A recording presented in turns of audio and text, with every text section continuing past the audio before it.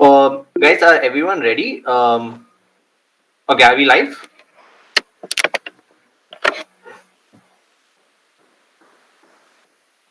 Okay. Good afternoon to everyone. Welcome to Sumana's seminar webinar on child psychology. Thank you very much for being here. Before we start off, I'd like to welcome our speaker for today, Sayantani Sinha. Thank you very much for being here, ma'am. So as you guys know, you guys are on the YouTube platform right now. So all your questions will be on the comment section. We'll be taking the questions at the end. So as and when you get a question, you can just type it out in the comments. We will collect them and we'll make sure we can answer as many as possible at the end. Apart from that, if you have any other doubts, we'll make sure we take that back in the feedback form at the end and answer it to you guys in other way possible. We'll figure something out.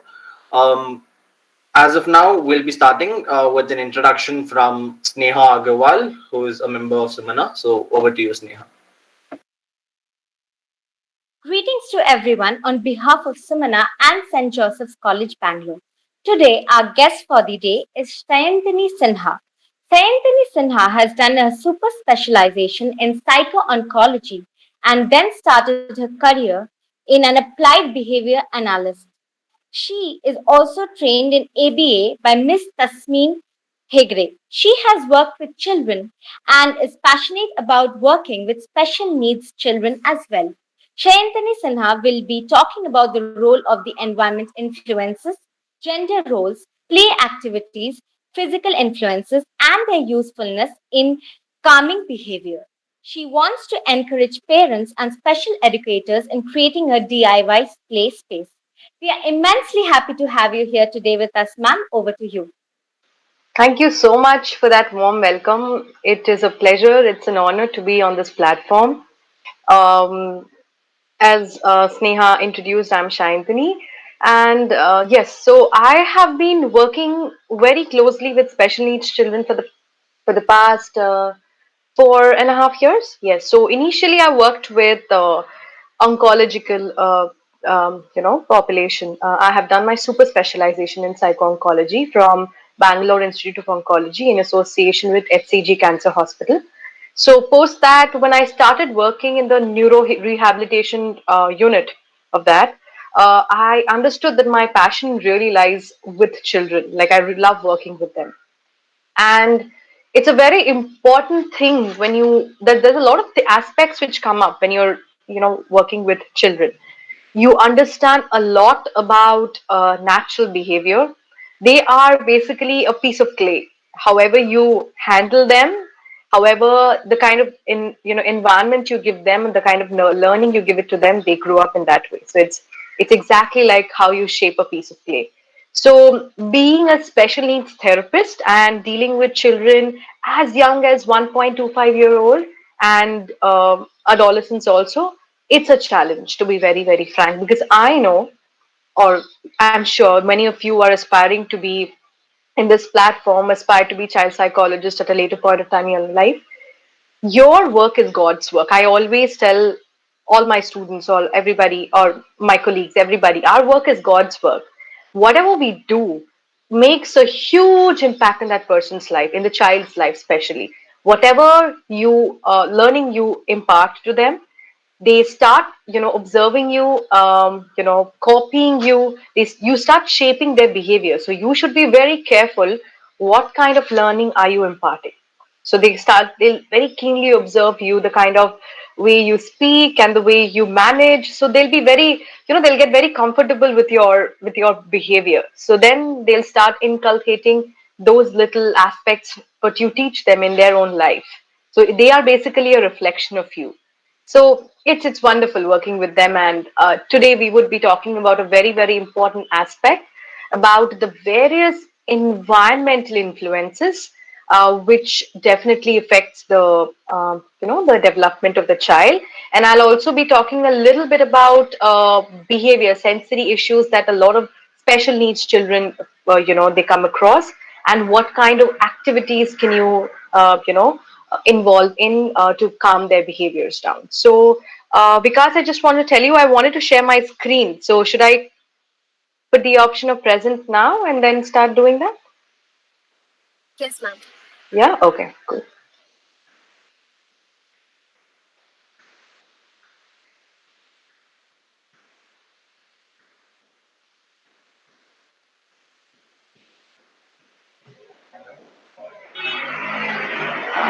One second.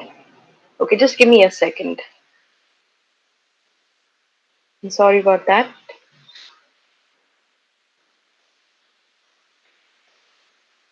Yeah.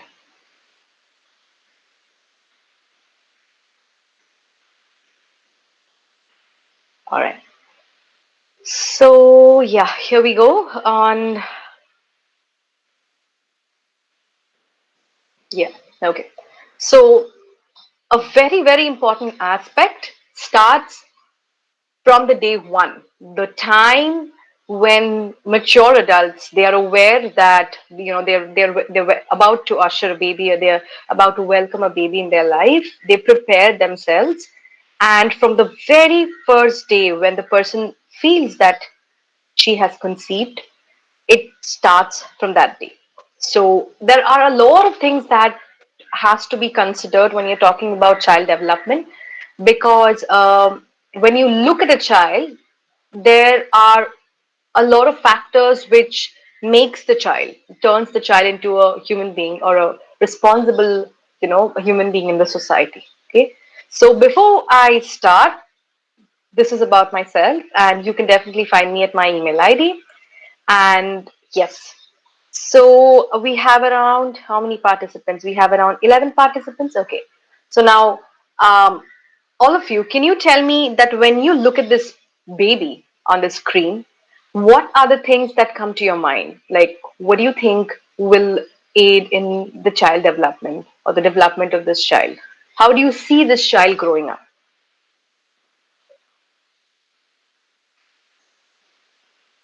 Anybody?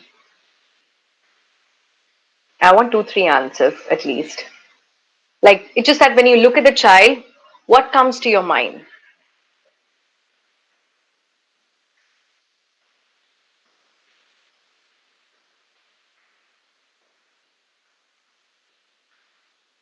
The child looks pretty healthy, so I feel like it does have all its basic needs, and I feel like it has a healthy environment that way. Okay. Anything else that you would like to contemplate? Something that you've not, that is not visible in the picture, something, that you would like to take it out from your mind and you would like to comment on the picture?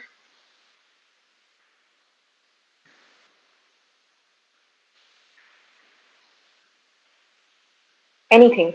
I need at least two more answers. So let me tell you. Okay, so when I look at this picture, when I look at this child, the first thing that I feel by just looking at the child's eyes is that the child is very inquisitive, very very curious to know. I mean, whenever the child gives you a very constant glance, it's like they would like to know you, or they're observing you very keenly. So which means probably the child is very observant. Okay, and the child wants to understand the environment and wants to read people's behavior and understand what they're trying to say through their behaviors and their actions. Okay, anything, something similar to this that you would like to comment on the child? Okay, let's take it this way. Okay, let's forget this child. Imagine a child of your own. I mean, I'm sure all of you would, most of you would actually, would aspire to be parents later at a point of time in your life, right? So if you have a child of your own, right? What are the things, or what are the aspects that when you visualize your child, right?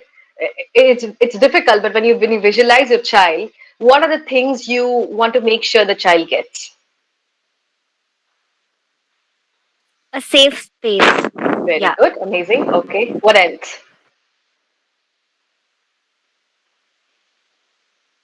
A progressive atmosphere where the child can evolve into their individual self without any Okay, pressure. okay, amazing. All right. Anything else?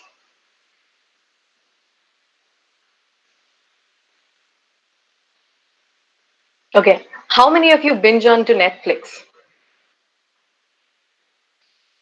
A lot of you? Yes, ma'am. Okay. So I'm sure you've come across this particular, series on Pablo Escobar. Have you heard of him? It's a series on how this huge personality on marijuana drug. He's one of the most famous marijuana drug dealers from Mexico, and how he had developed this trade and how he got caught and all of that. So if you have very keenly, we very closely watched his documentary or something similar to that, you will see. Now just giving you an example, okay? So this guy has two children, but they don't have a permanent home, so they keep fleeing from one place to the other. And just give me a second.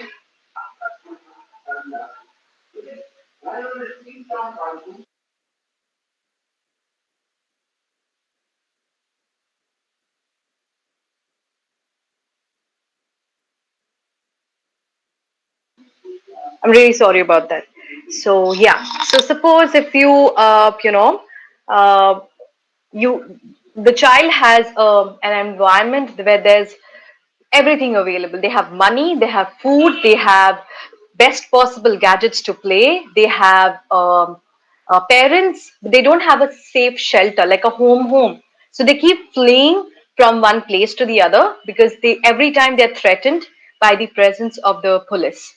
So now, if you look at that child and the child's development, do you think that the child is going to or the child is going to evolve into a very healthy human being later? No, ma'am. Okay, why do you think so?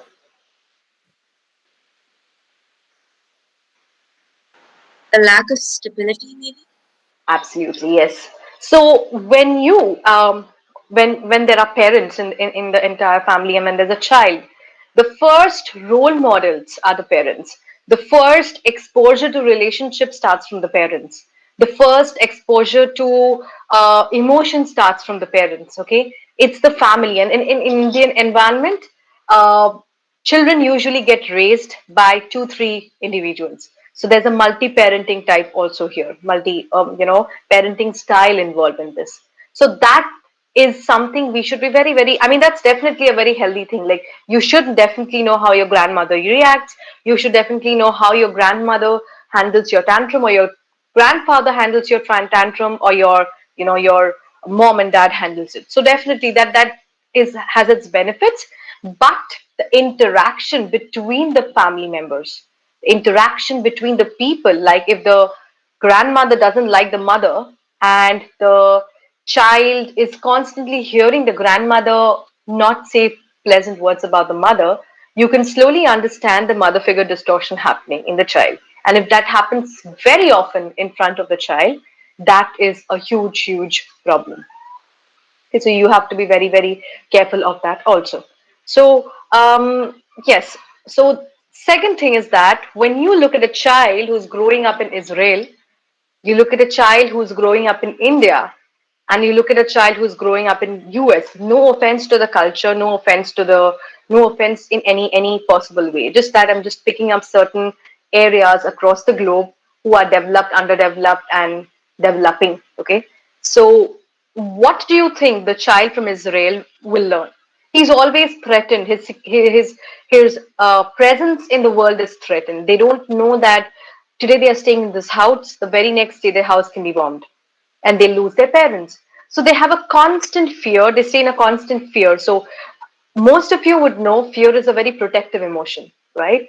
So when you are always under fear, your emergency hormone gets secreted so much, and then you're always in this fight and flight freeze mode, right? So you don't know what to do, and then sometimes either you fight or you freeze or you fight the moment and deal with it. So uh, from the very psychological aspect, we all know this, that there is a time when your body gets into this fearful state or is anticipating a fear.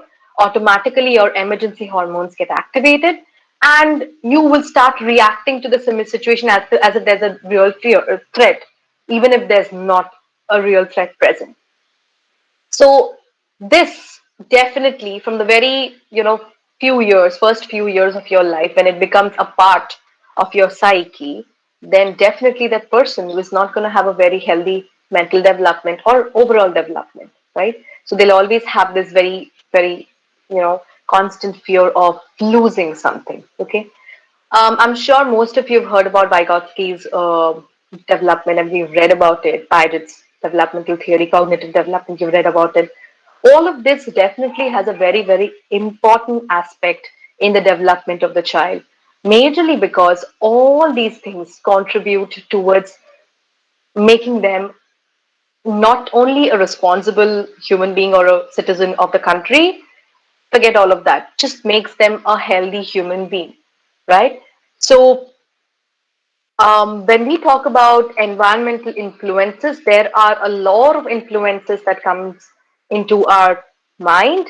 I have handpicked a couple of them, which are most important ones, which I felt, and which needs to be considered when you are understanding development of a child. First one is the prenatal development. Second one is the physical development. Third is sociocultural development. Fourth is learning development. Fifth is emotional development. So all of this, five major factors makes a human being from the very first day a woman conceives. Okay. So now when we talk about prenatal influence of prenatal development, it's firstly unwanted pregnancy. You have heard a lot of times here, right? A lot of times in India now we've got very advanced, especially in Bangalore. Yes, definitely we are quite advanced. Metropolitans are very advanced. There are a lot of interior parts of the country even now. If the child gets raped or the child is under some kind of sexual abuse, which is a hush hush affair and it doesn't come out, a lot of times the child or probably a young woman is forced to keep the baby. At that point of time, do you think that the mother or the lady is prepared to have the child? What do you think? No, most of the cases it's not so, right? They are apprehensive, they are confused, they are scared, they are considering that as a blunder. So that whenever, so it's like, when the first copulation happens and the zygote is formed, and after that the cells start multiplying very fast. So they multiply with at a rate of 1 million per second, if I'm not wrong. Okay, so it multiplies very fast, and the first organ that gets developed is the brain. So the moment it's like when the zygote is there in the womb, they start getting messages very fast. So anything that is not suitable, anything, if the food is not tasting good, or if the environment is not safe, if the people around are not giving good vibes, the child is immediately going to understand. Okay, so a lot of times they say, right, that we don't know what's the cause of autism. It's true, we still don't have any concrete evidence based study or research to prove what causes autism or ADHD. But these are very subtle changes that happens in the human body or in the prenatal development, which we are not very much aware of. Okay, and they very subtly affect the child which is growing in the womb. Okay, so it is very, very important that we take care of that. Secondly, we have a very different lifestyle, all of us. We agree, we don't agree. uh, Smoking, drinking, no offense, again, I'm just putting my perspective across. Smoking, drinking has become a very regular habit in most of the individuals now. Okay, some people have active smoking, some people have passive smoking. So now people who have got passive smoking, they probably intentionally don't smoke, but if that affects that definitely affects them, right? So in an environment, just imagine a woman is pregnant and the husband is unable to give up on their smoking habits and they smoke quite often, and that affects the mother, right? The to be mother, right? So that's in unintentional passive smoking, but she doesn't have an outlet. Like she doesn't have a say to say, kind of, please don't do that, because the husband himself is not very keen on giving up on that, right? So These are certain things, and yes, influence of alcohol. If you are somebody who's been under the influence for quite some years, it becomes difficult for you to withdraw during those times when you're pregnant. So very little, or even probably a sip, also can be a very, very hazardous thing for the child who's growing in your womb. So these are certain aspects which are definitely, yes, these are some physical aspects, I would say, a part of the lifestyle. But what do you do when there is a argument, or when there's a lot of stressors around you? What do you do? Can you control that? It is very, very, very, very difficult, because at that moment of time, when the person cannot control these stressors around them, they get influenced by them, and that heavily affects the child which is growing in the womb. Okay, in the womb. Okay, they understand that the world they are about to step into is not safe. They understand that the surrounding is not very conducive, and they start feeling very, very scared. Okay, so it's like it's a different feeling. I mean, even I can't tell you personally, but most of times I've spoken to a lot of mothers, like my clients and their parents, right? And even mothers for postpartum depression. They say that they get signals from the child, and the child tries to communicate, like that kicking and feeling, and they can feel the child moving from this inch to this inch. They just get certain signals from the child, especially before their food, after their food, times when they have had good food, times when they have indulged themselves in some kind of hobbies which they have probably not pursued for a long period of time, but they just love it. So these are certain signals which kind of shuts themselves. So most of you know that special needs, or autism and ADHD and not mental retardation so much, but then yeah, I mean autism, which is like very, very, it's a serious concern now.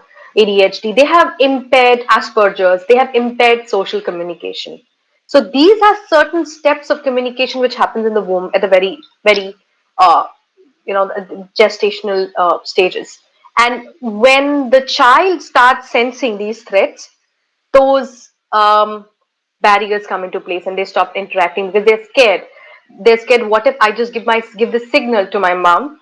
My mom might feel scared. Okay, so we know that emotions are just not a way of expressing our joy or sorrow. It's also a lot of movement of hormones in our body, and the child is directly connected with our body with the help of placenta, where there's a direct connection of the blood, right?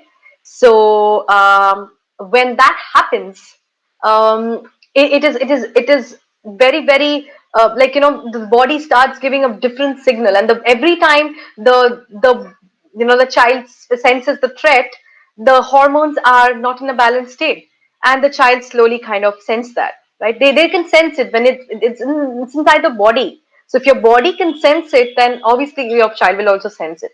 So these are certain prenatal influences which affects. A lot of times they've said that, like one of my client has said that she had undergone extreme abuse in the family when she was pregnant. Like there was a time when she was thrown from the stairs, and she basically slipped down the stairs when she was around, I think, five and a half months pregnant. Okay, so that was a huge stressor. She used to cry every time.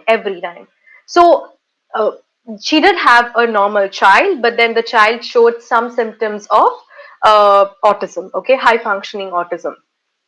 So the child would deal very, very differently in a stressful situation, be it in school, be it in the house. For example, even if there is no water present in the bottle, and he has to go and fetch the bottle from from the kitchen, he used to get puzzled and used to react in a very, very different way, like would show tantrums, would throw things. And it's like whenever there's a stressful situation, he would try to escape that situation by replacing that with some kind of problem behaviors. So that's exactly when he came, and then through a lot of interventions we tried and we've overcome that stage.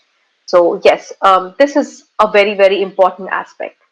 um, we will just go, give me just a second, I'll just drink some water.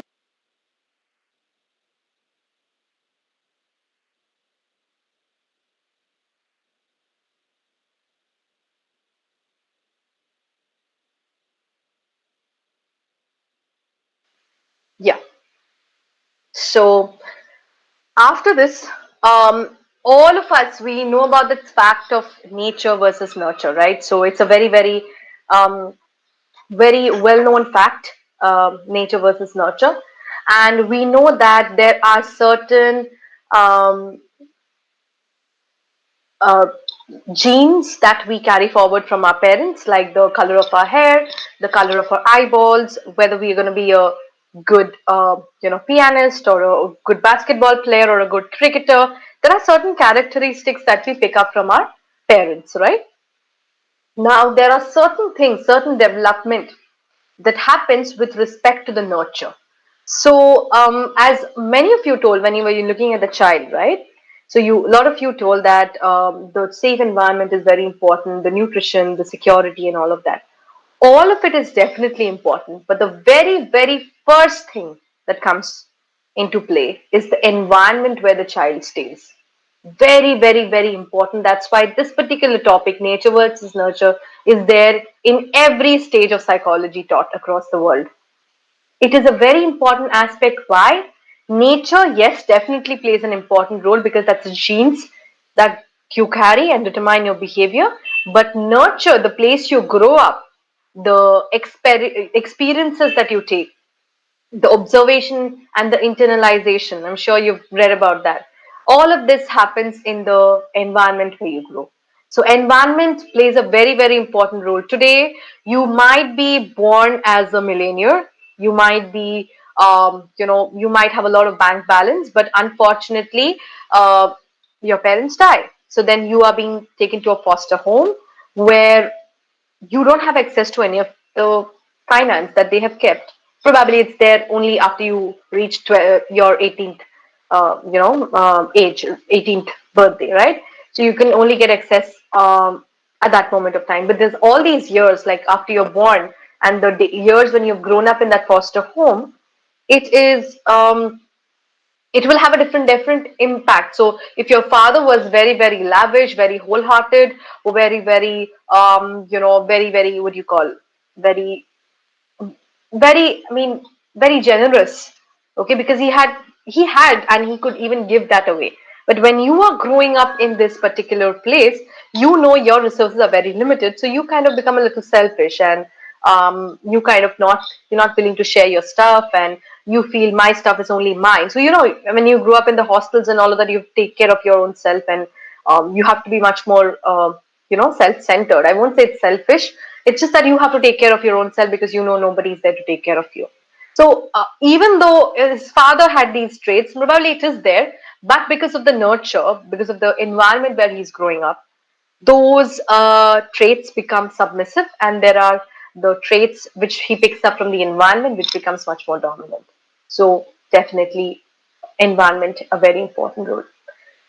Okay, physical influence. Anybody? What do you think about that?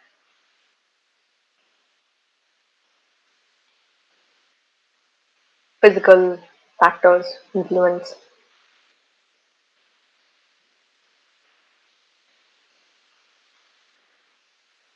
The play, the amount of playing that the child does.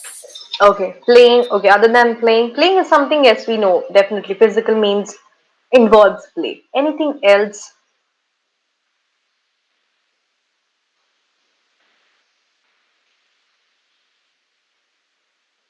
Okay, the touch. Very important. The touch from your parents, that hug, that connect gives you a lot of security. So, I don't know if you guys have noticed this or experienced this. I have noticed a lot of times when I'm sad and I'm trying to hold my tears. And after that moment, if my mom or my dad comes and hugs me, it just flows, right? So that's your touch of security. That kind of helps in your development, overall development. So there is a place where you can vent out.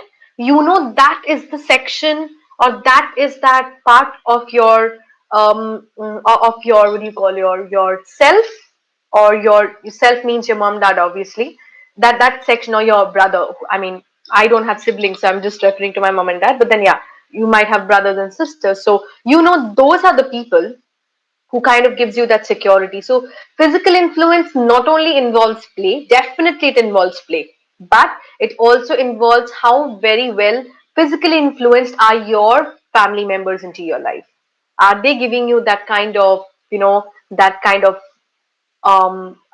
what do you call it? That assurance, which also is a physical assurance. Okay, so you will see that a lot of times, again, picking up one more topic from Netflix. um, how many of you watched 13 Reasons Why?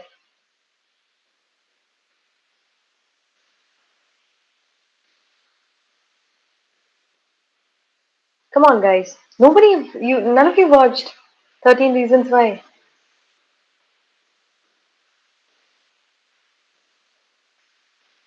No? Okay, all right. So then, okay, I can't take the reference of that. But yeah, there have been a lot of series on Netflix and other platforms that says that, like, they show, right, the people who belong to the upper strata, like they show nothing, like I'm commenting on that, but they show it often comes out that they lack that physical touch. Like their parents are probably showering a lot of stuff on them. They're just giving them everything that they want. They're getting each and every luxury. They are getting each and every what do you call, uh, whatever they want in life. They're just getting it by just beck and call of it, right, that way. But they don't have that connect. Either the parents are away or they are working, and at the night also when they come, they're too tired, so they don't even get to hug them or kiss them. So that physical intimacy between the loved ones is very, very much not there. So on the other hand, if you see the middle class, or the, like, again, from the Netflix series, and the other series comes on different forum, that I mean platforms. They show that the ones in the a little lower economic strata, they kind of have the physical intimacy more, like the love, the hug, they even slap their children, but that's not, again, what we recommend. But anyway, like a little pat, like this also is like something that tells them that, okay, this is not something that's right. And even a hug and a pat on the back, or probably pulling the cheek, that's also some kind of assurances. So yes, physical activities definitely is a very important aspect, because you learn, you grow a lot of planning, prioritizing, higher cognitive abilities like problem solving, decision making comes from this.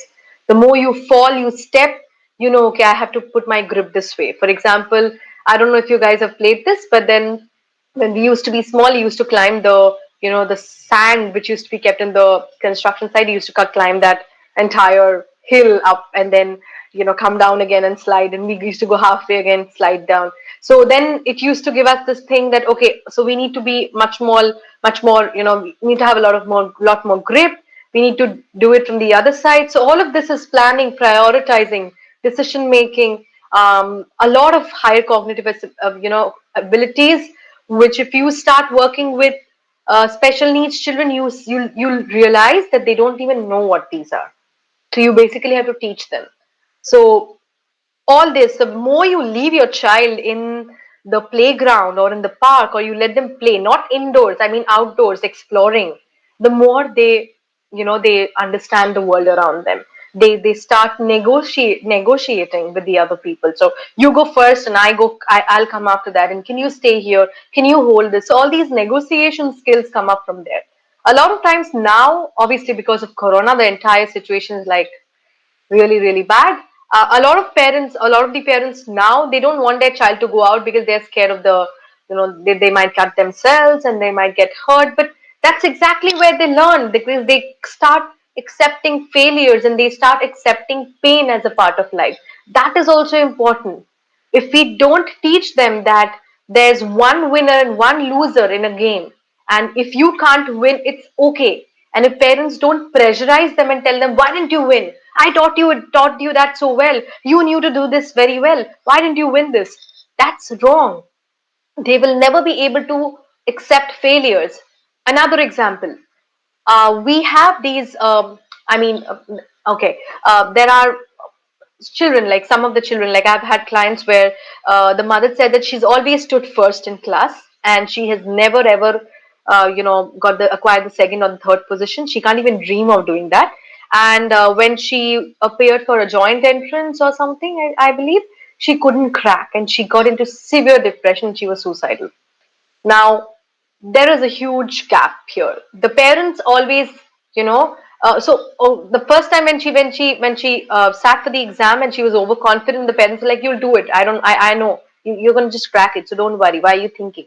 And when she actually couldn't do that, the parents were the first one who criticized her. Okay, and like literal those critics who come and tell you that why couldn't you do it, you practiced all of this, these are the ones which you have done, solved and all, blah blah blah.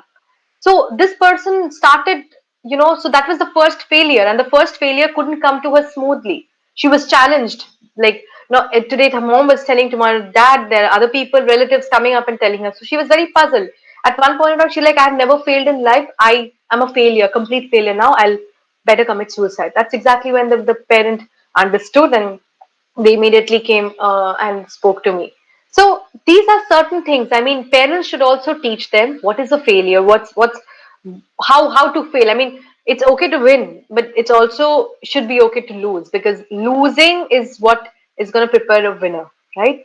So these are certain aspects which is very important again in the physical influence as part. And exploring, you have to let the child explore, like do not whenever we have these, I'm sure you've read these things of parenting styles, authoritative and democratic and all of that, right? So when you have authoritative parents and when they start imposing things on you, you feel very overwhelmed. So you might have certain wishes that you want to do, you certain things that you have on your list, but those get in, like, they constantly get cut by the things which are imposed on you. So your parents, you feel like, okay, they are my parents and I'm liable to basically listen to them and understand what they want and, achieve for them. So you never say I achieve for myself, I achieved it for my parents, it's because of my parents. So a lot of times children, they lose their dream. I'm not saying most of the parents, I'm saying there are certain people in the entire population who still imposes stuff on their children. So that's kind of making them develop into much more undecisive people in life.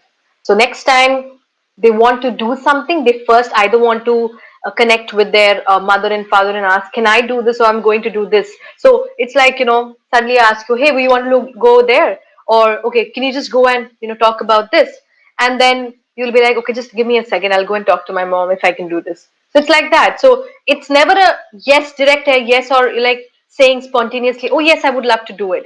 It's again going back and becoming undecisive and taking, permission, or, kind of getting that assurance, okay, what you're doing is correct. So this assurance factor becomes very, very important in some people's life who have always been imposed things. Like there have been a stage where their parents have imposed, or any guardian or anybody in the authoritative position impose things on them. So they start losing this power.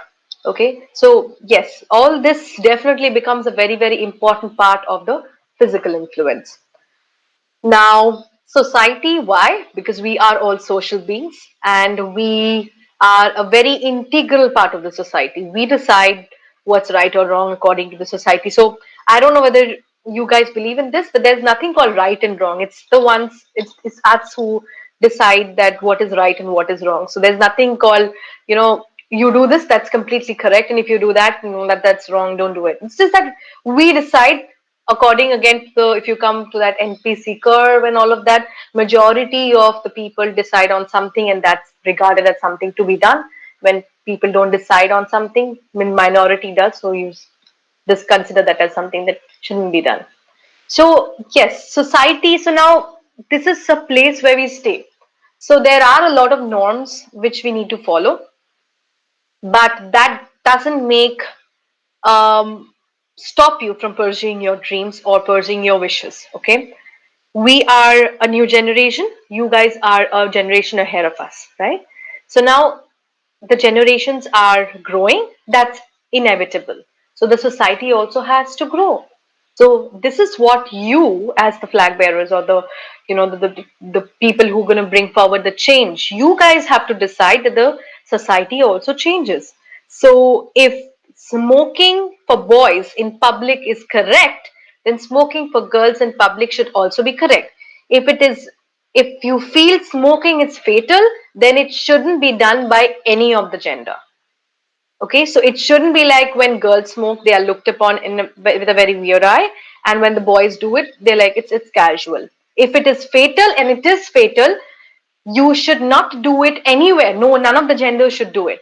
Okay, so these are certain things. I mean, even now in India, when a woman drives a car, there are a lot of remarks, and even if probably she just takes a wrong turn or she gets stuck somewhere, a lot of people will comment a lot of things. But if a guy does that, or even an Uber driver does that, who's a guy, people don't comment so much. Why this? So we have to, like, I'm sure it's changing. It is definitely changing. People have accepted there have been different legislative laws coming up for LGBT and women empowerment and all of that. Yes, definitely. So culture is definitely a very, very important role in the child development. Why? When you see your when a child grows, if the child sees the mother participating in the household chores only, and the father is only sitting and watching TV or not giving a hand in the kitchen. I don't know whether I'm sure you guys have heard about the Oedipus and Electra complex. When they start imitating their parents, they start also inculcating these values in their role play. And those, always remember, are they leave a lasting impression in that person's mind. I mean, the child's mind, because as I was telling you, they're just a clean slate. Whatever they see, whatever they hear, whatever is exposed in front of them is what they pick up, and they don't have anything of their own. So if I, as a toddler, see my mom only working in the kitchen, she's doing all the household chores, whereas she is the one who also steps inside the house at 8 o'clock, and my father probably steps in an hour after that. Both of them, they come home, and one is in the kitchen, the other one is relaxing. That's exactly what I'm going to pick up. But again, now the tables are turning slowly. So there are a lot of men who also help their women in the kitchen. So yes, so now if this generation sees their parents doing it this way, they will also pick up the responsibility. There'll be no taboo for the girls. I mean, the boys, like, oh my God, you're cooking. You're a guy, you're cooking. Why can't you just order food? Why? I mean, what's the harm in cooking for a boy? You can also cut vegetables. You can also taste your dishes how all of us we do, right? So these are certain things which has been brought from generations to generations, and these are stereotypes. So I'm sure you've heard about this concept of beliefs and stereotypes in your social psychology. These are certain things, and always remember, so stereotypes is not created in one day. It's like it happens over a point of time, okay, like for a long period of time. Okay, so when you see your grandmother pampering your probably your father more when he's sick, and not your mother, because girls have to be stronger or women have to be stronger, you kind of understand that. So next time when your father is sick, you're more close to your father and not to your mother, because your mother is going to recover. She definitely has no choice other than to recover. So I mean, these are certain things we learn. Family communication between the family members. Gender roles. I think Vikas was the one who, no, sorry, Nihal had spoken to me, and he said that gender roles on, ma'am, we have to speak on this. And I was wondering, that's a very, very challenging part, gender roles. I mean, we have audience from both the genders. And other genders also participating in this. So, I mean, it's going to come as a debate when people say, no, men are like this and women are like this. No, I mean, there's nothing called like this or like that. It's like what we create and what we see and how we implement in that in our real life. And how did we how did we implement all of this? This is something that we have learned from our childhood. So if today, um, um, if there's a person who is going to the bazaar, and if there's a lady who's going to the bazaar and lifting her bags, heavy bags, and driving her own car, is given that priority, that, I mean, she should be accepted more with a much more wholehearted, what do you call, outlook, not to be looked on like that, like, oh, I mean, I think probably her husband doesn't help her. It's not that. I mean, probably she's more independent. So it's just that That concept builds from the family. That concept builds in the initial 3 4 years of your childhood. What you see in your family, what you see, the kind of interaction you see among your family members, that develops your gender roles. So next time, you would definitely not smirk when you have a lady boss, because you accept both a man or a female as your boss. I mean, that should be the outlook. Okay. So definitely these are certain things. Learning influences, as I was telling you, when you are let to explore, that's a very important aspect of you learning through trial and error. School plays a very important role. Your family plays a very important role, because the first learning happens in your family. How the mother talks, how the father talks, how the other family members talk. How do you resolve a conflict? So when they say a mother and the father fighting and then not talking for so many days, they will inculcate this pattern. And so later point of time, when they go to school and they have fights, and when they have a fight with their best friend, they don't talk for months or sometimes probably weeks and all, until somebody comes and says, hey, why are you not talking? And then he's like, no, I had a fight. And she's like, I said sorry, but even after that she's not talking, and whenever I approach her, she just turns her face away and she goes. Why is this happening? That's because they have taken this learning from the family, or from the very close people the child grows up with. So we have to be very very careful of understanding, or behaving rather, in front of the children, because what we do again is what they pick up. Secondly, a lot of parents involve in sibling fight. You should never, I mean, when you grow up and I'm sorry, all of you are grown up. So when you guys start practicing, and you start advocating, parents always tell them that they should never involve themselves in any child fight. It's their fight. Let them deal with it. They will find a solution. The moment they find a grown up, firstly, they get that power. Secondly, they take a back seat. So they are like, the parents are definitely going to scold, and the other person like, oh my god, uski mama aa gaya. Her mom has come, and then there'll be a ruckus and all of that. So naturally, the other person also gets scared, and it's never a resolution. It's always a fear that's acting, I always feel.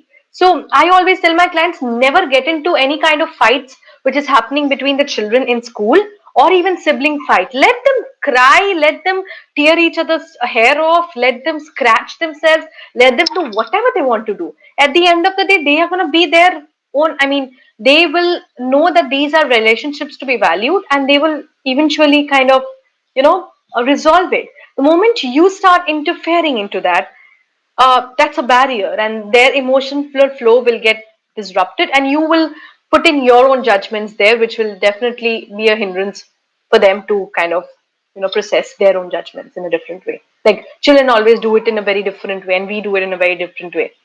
Sometimes when we fight, and we're like, we never did it that time. I mean, why are we fighting over these things now? It never mattered to us when we were kids, right? So why so? That's because we never think in that complex way when we are kids.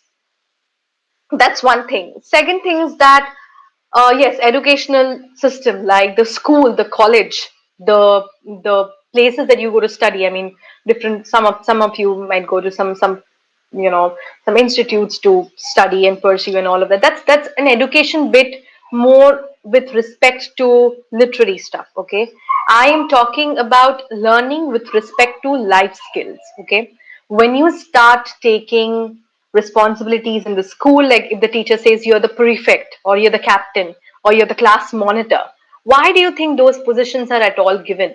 Because when they feel a person in the group is emerging as a leader, and obviously the leader will have different forms of energy, like, I mean, not powerful like that, but they would want to implement their leadership, and then the teacher has to be very observant. So again, all of you, when you kind of you start practicing, or you become counselors and all, be very observant. The first skill that any psychologist should have is being a very patient listener, and being very, a keen, like, should have keen observation power.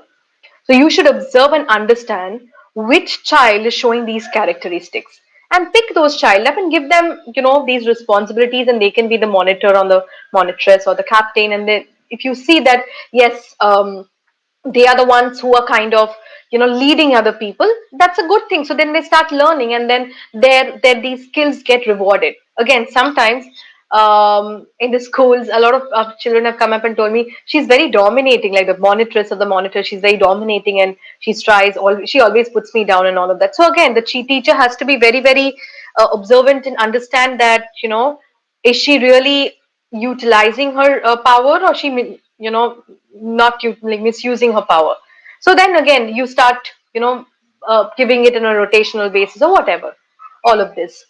We receive a lot of rewards and awards in our schools. That's again a learning experience. You participate in the various, why do we have so many sports activities, so many things and all of that? That's only because they kind of motivate us to bring out the different skills. And those are those life skills like time management and organizational skills, which you would probably not do it so much in your daily life, but when you put into a competition, or you put into a painting competition, or probably any other exhibition or something, right? You will have to arrange, you have to make sure you have your stuff, you have to prioritize, you have to make your list, all of this. Like most of the times, I'll tell you guys, in organizations, okay, a lot of people, they lack these basic skills, like they communication skills, basic communication skills. I am unable to do a particular kind of work, and or I'm unwell for XYZ reason. I as a responsible person should inform my authority that I'm unable to participate in this and that. They are unable to follow these simple rules. Like they can't even inform the other person, and the other person keeps waiting and waiting, and then they no turn up. I mean, this is a very basic skill. So that's exactly where you learn them from your childhood. Like, learn to say no. If you're not liking something, stand up and say no. And parents or any authority figure should respect that. So, in our times, or yeah, in our times actually, a lot of times teachers used to say no. If you're saying no, it can't happen. You have to do this. No, that's not the way. So they'll say they'll think that if I say no, that'll definitely not be accepted. So you will have to give them that confidence. That confidence should build up in them, and so that they start developing their skills. Another one, time management is a huge issue in corporate nowadays. They ask you to turn up for a presentation. The organizers are late by 1 hour. What do? You sit.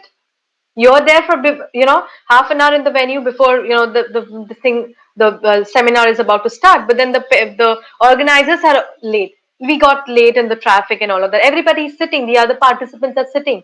They haven't arranged everything. No pre-arrangements done. Nothing done. So they just quickly come and rush in.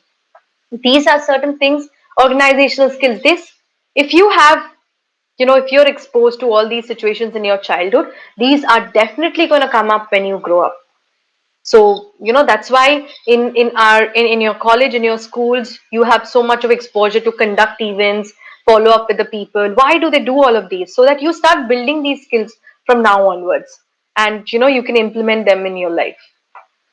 Okay, this is the last one. Yes, this is the last one, and it's called emotional influence. Emotions, definitely, all of us, we have emotions, and it definitely plays a very, very important role in your life. Okay, be it positive emotions, be it negative emotions, and be the stress with respect to positive or negative emotion. um, um, Nihal is not in the event, is he there? Nihal, are you there? Because Nihal is not there, right? He was, I think his call dropped some time back. Uh, Oh, okay. So were you also one of the organizers? yes, we are Okay. all in the core team of Sumana. Great. Okay. So can you please share your experience? What do you feel right before a webinar, something like this is conducted, and how do you feel, and the kind of stress and all of that? Of course, there is a bit of stress when it comes to setting things up and hoping Mm-hmm. thing goes Hmm. on smoothly. Hmm. But with time and with enough seminars being done by the association, we Mm-hmm. sort of know our roles. Each one Mm-hmm. who is on the team's meet right now, Mm-hmm. and we have done this enough times for us to know that we are capable of doing our roles in a smooth way, and we just have to do a run before the event, and we'll be good. So yeah, there obviously is a stress that comes because of the waiting and Mm-hmm. for that moment to arrive, and after the on we know 4:30, if it starts off well, the flow will be good. Mm-hmm. Before that 4:30 mark comes, there is a bit of anticipation stress, as I would say. Okay. Was it the same on the very first day when you joined, Sumana? No, no. Back then, it's much more. Like I said, with every passing event, you tend to get used to the process, and the stress reduces. Absolutely, yes. Just wanted to take your, understanding on this, because this is what it is: emotionally overwhelming or taxing when you look forward to an event, or you do something, or when there is a, anything that's happening around you. Okay, so whenever a child is also growing, they look forward to their parents coming back home. They look forward to the, if there's an argument, they look forward to resolution of the argument and waits when the mama and papa will reconcile, and they're going to be fine. Like, it's going to be fine, everything's going to be fine.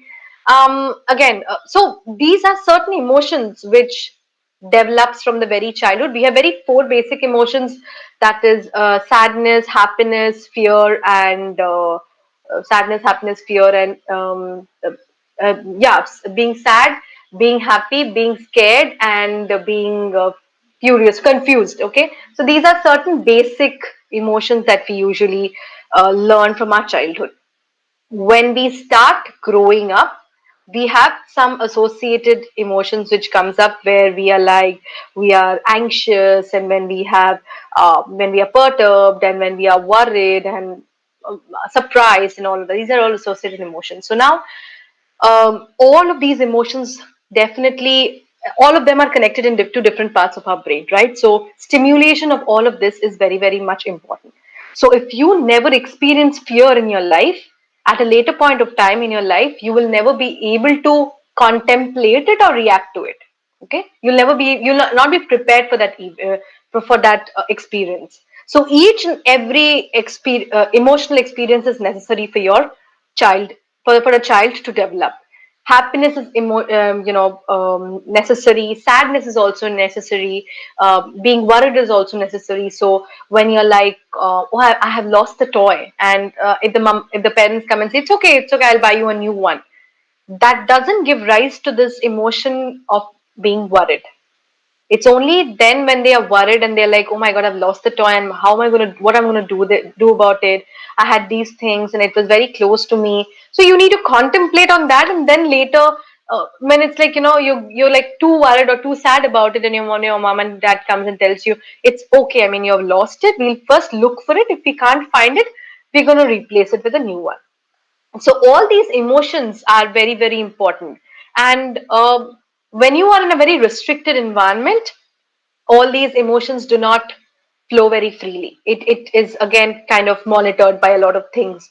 But when you are free, free play with children, and you go to park and school especially, it's the best place to understand children behavior. Like, they are into so many. When one recess break is full of emotions. You have so many emotions happening. It's like a, what do you call, a one act play happening there. Okay, so it's wonderful watching all of them. They negotiate, they cry, they feel sad, then they come and they kind of make up, and then they kind of, convince the other person. No, it's beautiful. So all of these people, all the children should be exposed to all these emotions together. So restricting them from mixing with other people, he's not of your, age, or he's too elder, or he's not of your standard, doesn't make sense. Like, you're just restricting their development. Okay, so this is a very, very important thing. So the entire agenda of today's thing is that these are all definitely very, very important topics for child development. But all of these are missing now because of the schools are shut. So just imagine a child who's just stepped into that, you know, second year of their life, a third year of their life, like a third 3 years or 2 years old or 4 years old, where social communication is must, picking up emotions and developing these higher cognitive skills like negotiation skills, time management, prioritizing decision making. All these are not there. So there are so many ads which are coming up, right? Where they say that, I don't remember that ad where the child says that, when did you stop playing? And the dad says that when we all have grown up. So then the child says, "Oh, I think I've also grown up because nobody plays with me." So I mean, the kind of play you expect with your with other children is not the same kind of play which you kind of give it to the, the parents. The parents can give. But yes, like we don't have anything to do now. Our hands are tied. Schools are shut. So, as advocates of psychology and as experts, what we can do is we can request them to create some DIY spaces which they can, create on their own, and like, some activities which the child can indulge in and they can spend their time. So there are a lot of activities on the internet. I'm going to quickly show you a couple of things that I have with me. Just give me a second.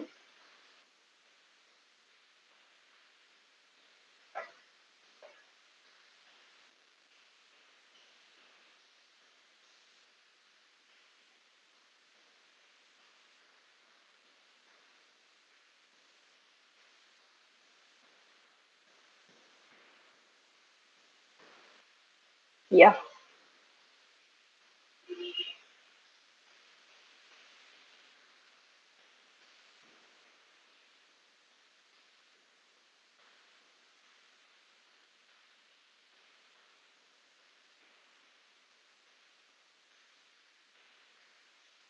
Yeah, so this is one which I had made it for the parents once.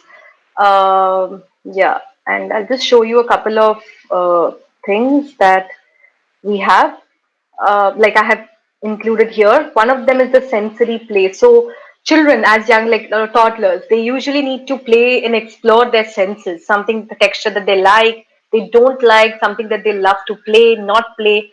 So it is, they go out and play. They touch the flower, they touch the leaf, then they touch the thorn, and they feel it's pricky. They move their hand, and then they rub their hand in the sand, and they love the texture, and then they rub it on the grass, and they're like, it's not too great. So all of these are missing now because of the COVID. So now what we can do is, we can basically ask, advise the parents. They can make small, DIY things like this with Orbeez and, grains and quicksand and straws and wool together, and then they can just put sections. Like I have something like this. Okay, so if you kind of fill each and every balloon with different, all different textures, they'll give you a different feel altogether. So the grains and the rice and these small balls, ping pong balls, will all have different textures. So the child, if not can go out and play, they can definitely explore all these things in the house. Okay, so we have something like this, like various different grains. You can just play and, explore with various, grains, and tell the parents that they can work on these. We have some of these damrus and jaltrang, like the ones that you used to play when we were small, with the glasses and filling water at each level. So all these things also can be done, like cause and effect, something very easy one here. Put soap water in a glass and blow with the help of a straw by making a hole towards the base, and you get bubbles. So even if you are unable to, I hope lockdown won't happen anymore. But during our lockdown, we had this webinar, and parents are like, we can't even go to the shops and buy, bubbles. So I was like, why don't you try something like this? That's going to help you. I mean, that's not like what bubble flows in the air, but then something similar to this, right? So these are certain toys that you can recommend them. Construction play. This is something is which is available in the stores. This is something which you can, give ideas to the parents to play indoors. Something which is very easily available in your household, even in the markets and all of that, and just teach them to play with that.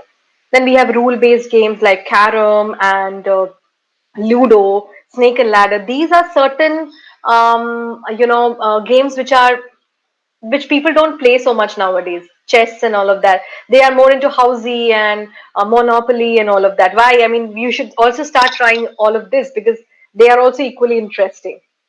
And pretend play like this. So in our household, like to my clients, I usually say you have vegetables inside your basket, like in the fridge. Just make sure you wash them thoroughly, and then you give your child small bowls or small containers where he can put segregate all the vegetables together, and he can be the vegetable vendor, and you visit his shop and you're like, I want to take this and that. So then you work on the negotiation skills. Then you also will work on the money concept. So all of these things you can work on.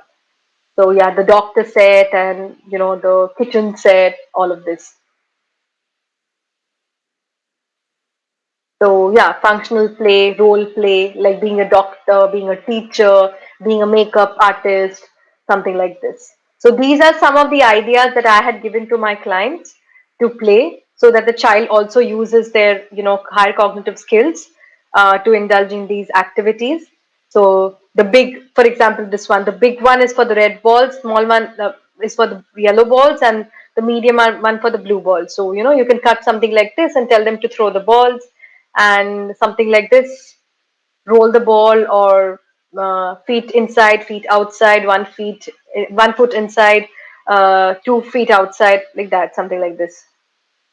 This is very good for hand-eye coordination. Take a pizza box and then just draw a hole in between, and you roll the ball and you make them kind of fall into that bag which is below. So yeah, so this is about our webinar today, and I think I can take up questions.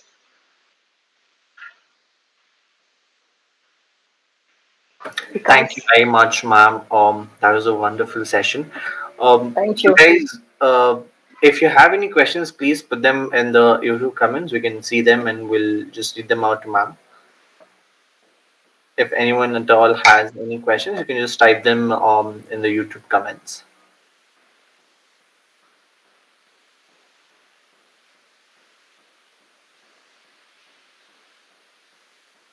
I think somebody said the type of diet. Yes, definitely. The type of diet is also a very important aspect that comes from your physical environment, like shelter, diet, the kind of um, food that you eat, how well are you involving nutritious food, and how, when you eat unhealthy food, it's more of calories and empty calories and fats which your body can't process. So then you kind of become much more lazy, inactive. So you should make sure that your children are not too much exposed to all of that. When they start crying, throwing a tantrum, that doesn't mean you fetch a glass of Coke for them or get them a slice of cake. No, they need to earn all of that, and that all also comes once in a week, or you have to put them, they have to earn it. One very important thing is that for child development, when you are teaching these things, earn your own stuff. So either you're like, you do these 5 good jobs in the entire week, earn your brownie points, and at the end of the week, if you collect 3 brownie points, then you're going to go to the mall and buy something, buy a toy. If you get 5 brownie points, then you're going to go and eat in a restaurant. And if you get 10 brownie points, then you're going to get something big, something like that. So you have to put milestones, and it's like a token economy system. So they should understand that everything that they get in life is earned. And yes, again, also restricting them from the too much of unhealthy food habits. Ma'am, Keaton Mhm. S wants to know if there are any good books on psychology to understand the subject more, basically on development psychology. Oh yes, there are a lot of books actually. To be very, there are actually a lot of books. I just can't remember. Baron, there's Baron. Those are all um, Parents is text. really very Yeah, good. yes, yes. So you have a lot of. I can probably share a couple of them. There is also a book called Weird Child Behavior. I just can't can't remember. Yeah, I'll probably tell at the end of the webinar once. I just can't remember the author. But yeah, there are a lot of books. I can probably send a couple of links to Nihal or Vikas, and you guys can probably download those books and read it. I think to be very frank, for me, I'm more of an experiential learner. So I learn through my experiences, through my work. So I would urge you to just keep your eyes and ears open when you are around kids. Observe them. You go to a park, instead of being on your phone, just observe how the kids talk and how the kids look and how the kids work and how the kids play. You will learn a lot of things. You will basically learn a lot of things from that. So yes, but I'll definitely give you the name of the book. Ma'am Sandrock, again for the question, Sandrock. Yes, yes, correct, yes. And another question that has come up is, if you have a child who's 3 years old and Mhm. hasn't started to talk yet, would you suggest some activities for the speech delay and to help them speak? Yes, yes. So when a child doesn't talk, so we have to first see that is it that we are making things very much available to the child, so the child doesn't have the need to the urge to express his demands or the need to express his demands. So it's like even before he says water, you already have a water bottle present. Even before he says food, you already have the food present. Is it that you have to be very careful? So in order to make sure that your child starts talking, you will have to create that demand. And how do you create that demand? You don't let the child take things. The child has to either point and say what he wants. So if he wants the bottle, I'll hold the bottle and I'll sit here. Until unless the child points at the bottle or says war or bo, if he's unable to say the entire word bottle, then I'll give the bottle and I'll reinforce. So again, a very important aspect which comes in child development is reinforcing. Please reinforce the right behaviors that they do. The first time, if he's trying to say something very good, amazing, and give him the biggest reinforcers, because that's the biggest challenge you're facing. So even if he, says no, and you're like, very good, good saying no, and make sure you're reinforcing for the right thing, not just, and again, the timing of the reinforcer is also very important. If he says no, like just like he's got frustrated and said no, and that's like the first word he's actually said and expressed, you immediately reinforce for saying good, saying no, and don't delay it and then say, oh, good, good, good. Then it's like he doesn't even know for what behavior you are telling him no. Sorry, good. Okay, so you should be very careful with the timing. You should be very careful with the kind of affirmative words that you use and the kind of reinforcement. The next question is Yes. that a lot of the children's psyche depends on what the impact the parents have on them, which is Mm-hmm. quite scary. So, how would parents know if they're going in the right direction? And if you are a child psychologist, how would you assure the parents that they are going in the right direction? So when you are having, so as a child psychologist, I usually get called in the schools for a problem behavior, or mostly yeah, I have clients who come up to me. So first and foremost, before I start my analysis and everything, I try and have I try and have a connect or a session with the parents, with both the parents. Okay. The moment the dad says I don't want to come or I have work and all of that, I understand that it's not matching. Okay, so I try and get the dad. If I can't get the dad, I try to understand the dynamics, how the excuse me the mom says, how what kind of relationship the mom shares with the dad and how it all goes and all. So that gives me a better idea about the dynamics. And from there, definitely, when the child comes to me, um, I try and talk and I try and do a lot of role play, lot of storytelling. And from that, I try and understand which are the child's fears. What are the child, scared about? So it is difficult sometimes to understand because some parents are not so, what do you call, not so open about the relationship. But it is very, very important as a therapist, as a psychologist, to have regular follow-up sessions with the parents and understand how much are they involved in the development. If the parents are not much involved, you will know that they're just going for the therapy just for the sake of it. They are really not keen on bringing about a change in them. So it's like very subtle changes. And yes, when parents understand, so as I was telling, right, your relationship to the child, your the way you deal things, the way you handle stress, the way you handle the relationship when you are there is a huge example to the child, because the child has never been exposed to all these things before, and the first impression is created by you. So you have to make sure that you do it, you try and keep your natural emotions, but you make sure that it doesn't get you, you don't bring out your loud side or your dirty side too soon. Okay, there is a dirty side, there is a loud side, there is a, I mean, what do you call, a bad side of every person, right? So if it comes out at all in front of the child, you explain it to the child, you see, today papa was very angry, so that's why papa had to do this, but that is absolutely not right. For example, I'll give you an example. The parent said that she lost it one day and she threw the glass, and to that the child was extremely overwhelmed and scared. She's like, I'm very ashamed of this. I just couldn't control my emotions because I had a very bad day at office. And back at home, when I came and saw XYZ things, I just lost my cool. So I said, it's okay, but did you go and apologize to your child? Did you understand what how it has impacted the child? Did you have a word? Did you have a talk about it? A lot of parents, they don't talk. If you don't have a heart to heart talk with the children, you will never understand what they're going through. So that time, either before bedtime, during bedtime, whatever, like that, they should have a time connect with the parents, where the parents asks, how was your day, what did you do, what did you do, something that you did not like that happened in the day, something that you liked that happened in the entire day, can we discuss about it? So all these things, they will start voicing about it, and the next time it happens, when they grow up, when it happens, they will be able to voice their opinion much better. We have a Yes. comment that says cis normativity and parenting style, probably with respect to what you were just talking right now. Mm-hmm. And ma'am, we'll just take two more questions Sure. because of the time constraint. Sure, Um, sure, sure.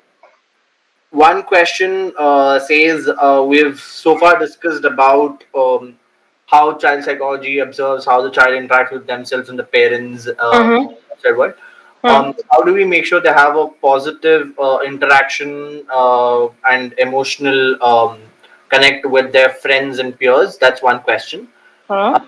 the other one asks, these days the kids are very much into technology and they're always on the phone and the internet.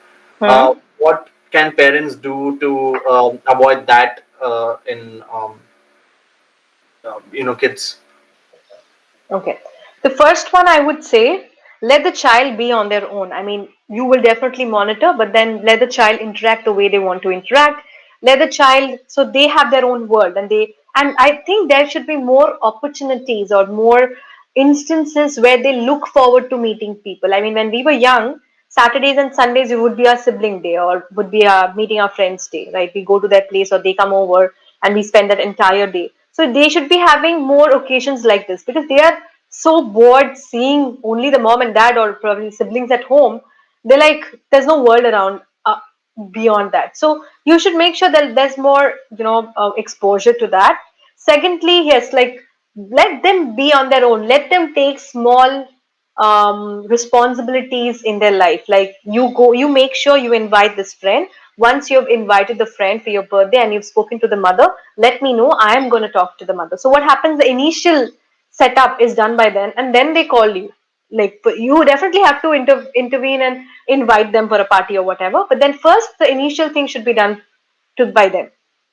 So it's very important you kind of give them small responsibilities in life, and they look forward to it, like, I have to do something. And again, giving them more opportunities to interact with other people is also very important. The second thing is, screen time has become a very big issue now, moreover because we are having more of online classes, right? So if you're okay with having online classes whole day, why are you not okay with by for giving me this thing for, for so many hours or whatever, all other demands, right? So now very important is, restrict the time, keep a time, and again, it should be a token economy system. If you are doing these chores, you're finishing this, you will get this much of screen time. Okay, if you are not finishing this, you will get half of the screen time. And again, screen time cannot, like leisure screen time cannot exceed beyond like 45 minutes or whatever, 1 hour, what how much ever you want to restrict it to. And also, each and every segment should be earned. So you finish this, you earn this, you get this much time to watch this, whatever you want to watch. You don't do the work, you don't get it. So it's like that. It's a complete token economy system. And make sure you kind of, so what happens is when you are stopping a behavior, you kind of have to give them an alternative. So if you're asking them not to watch or binge watch onto movies and videos and whatever available on the internet, what are you giving them as an alternative? Are you giving them to pursue any hobby, or are you giving them any particular activity, or you asking them to do this or that? Are you engaging them into some other thing? So these are certain things. Do you have an alternative plan in mind? Are they working on that alternative plan? It's only then that they'll stop the problem behavior. I think, yeah, that's any. Yeah, ma'am, we have one last one. Sure. So someone asked, why do some parents not indulge their children into creativity or creative fields? That's the whole question. Mhm. If there can be a short answer for that. There cannot be a short answer for that, but okay, I'll just try. So what happens is, again, it's a personal choice, okay, which depends from person to person. One. Second is, some people feel that you know the knowledge with respect to engineers and knowledge with respect to doctors and knowledge with respect to lawyers are much more valued.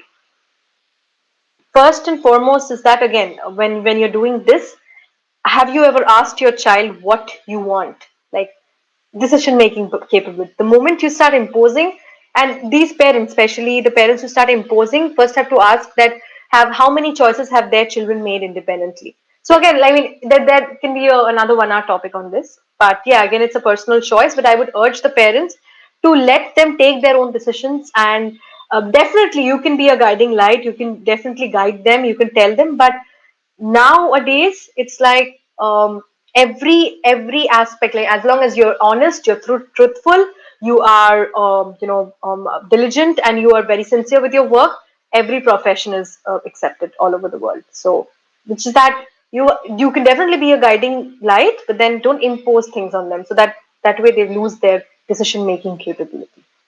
So yeah. Thank you so much, ma'am. No problem, because I just found the name of the book. It's called, one second. My God. One second. I just found it. Yeah. It's called The Anthropology of Childhood. It's by David Lancy. This is one book you can read. I mean, you can recommend. You can put it on the comment box. It's called The Anthropology of Childhood. Okay, someone from Sumana will put it on the YouTube chat as Yeah, well. yeah, yeah. Sure. Um, By and David Lancy. Yeah. yeah, before we go into the vote of thanks for the viewers, on your WhatsApp groups, we'll send a feedback form.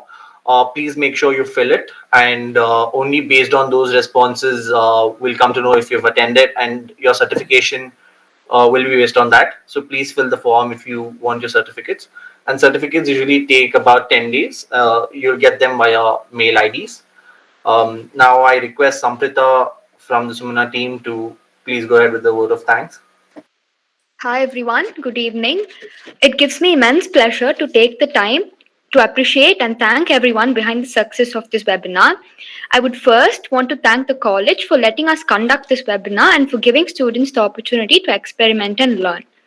I extend my gratitude to Principal Father Victor Lobo and Registrar Dr. Melvin Kolako. I would want to thank Ms. Ami, the staff coordinator of Sumana. She was our constant support, helped, and guided us in every step. Thank you, ma'am, for making this possible. Also, Ms. Neeta, the HOD of the Department of Psychology, who is always encouraging and supportive of our works. Thank you, ma'am. I would want to thank Ms. Sayantani Sinha, who took time imparting to us her knowledge, insights, and for helping us understand child psychology better. Thank you, ma'am, for your time. I'm sure everyone here received great learning, and I personally was benefited a lot. Thank you so Finally, much, Samrita. thank you, ma'am. Finally, a big thank you to the team Sumanna, Shishma, Vikas, Nihal, Rebecca, Harshita, Kalpita, Divyakshi, Sneha, and Sevita. They worked hard to put this webinar together. Thank you again, guys. It would have not been possible without your efforts. Finally, and most importantly, this session would have not been possible without the participation of all the participants. It was nice to see your active involvement in the session. I hope you all were benefited through it. Thank you, guys. Have a great evening. Thank you so much. It was my immense pleasure to be a part of this forum, and I don't know whether you guys liked it or not. That's only from the web. The feedback forms we'll get to know. But it was my honor to be on the platform like this, and thanks to all of you who arranged this and coordinated, and yeah, did all the hard work. Thank you so much. This whole session will be recorded and automatically saved on YouTube. So in case some of you missed out in between due to connectivity issues, you can always go back and check it out on the YouTube channel of Sumana. Uh, so that's it for today. Thank you very much for being part of it. Thank you. Thank you.